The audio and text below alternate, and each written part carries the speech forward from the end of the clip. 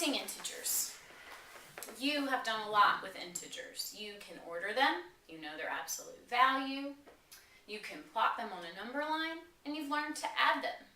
This is subtracting integers. It's really important to remember the rules you know about subtracting whole numbers, because a lot of them are true for integers as well. You know that subtraction is the difference between the numbers. If I ask you the distance between 2 and 5, you would say 3, because 5 minus 2 is 3. That's the same for integers. Separating into groups. When we were learning about addition, we knew that we were combining groups, like our example here. A group of 3 and a group of -4 that we're going to combine and come up with an answer. But subtraction says, take this group of 3 and separate it.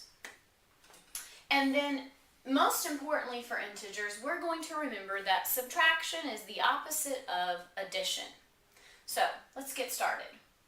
3 plus -4, 3 minus 4. Pay attention to these two problems and begin to think about the relationship between these and why they are the same. It's going to be part of our discussion in class. Put on 3 yellows, put on 4 reds, and find the answer. And we know that a set of opposites equals 0, so we're making 0. And because it's 0, we can remove them, and what we're left with is -1. Well, what does that look like on the number line? So we're at 3, and we're going to move -4. 1, 2, 3, 4. So we end up at -1 on the number line. This is a real-life example of my cupcake shop. I have 3 cupcakes, but I have an order form for 1. So we would say that I have -1 cupcakes because I still need 1 to fill that order. So subtraction. If addition means put on the group, then subtraction means take it off. I have 3 and I have to take off 4. Take off 4. I only have 3. That's where we can come back to our 0.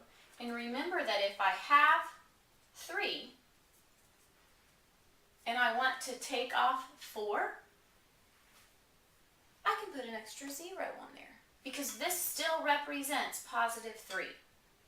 So now I can take off take off 4 and I'm left with -1.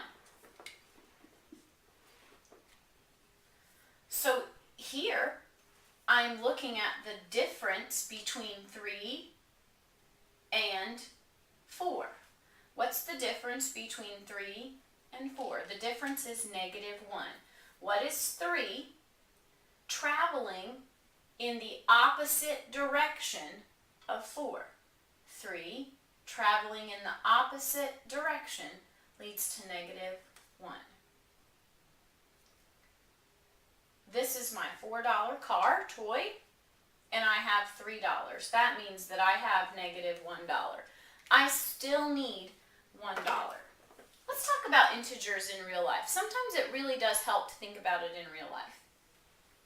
Let's just remember that as we're thinking about this, the subtraction sign tells us to go in the opposite direction. So this one was saying add, but then it said the opposite of 4. And this one didn't say to add, it just said go in the opposite direction. All right, Ruth had $10 and she spent 2, earned 4, tithed 1, and lost 3. How much does she have now? First, we're going to represent each part of our story with an integer. If you have 10, that represents +10. Spend 2 is represented with -2. Earned 4, tithed 1, and lost 3. So we have a set of 5 integers that we are now going to figure out how much she has left. 10 minus 2 is 8, plus 4 is 12, minus 1 is 11, minus 3 is 8. We could do it on a number line.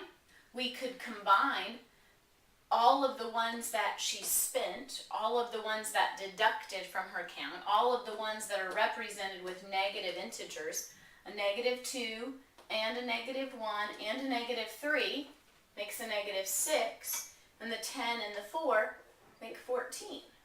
And 14 minus 6 is +8.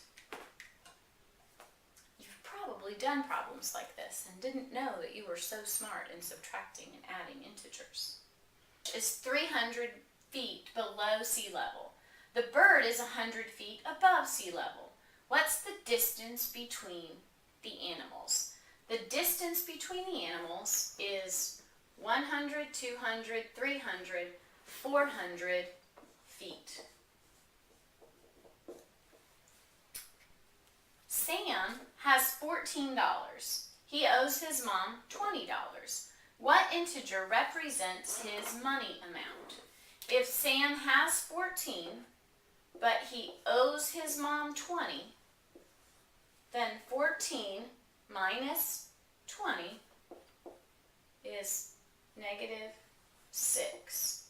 He still owes his mom $6. That is the integer that represents his money amount.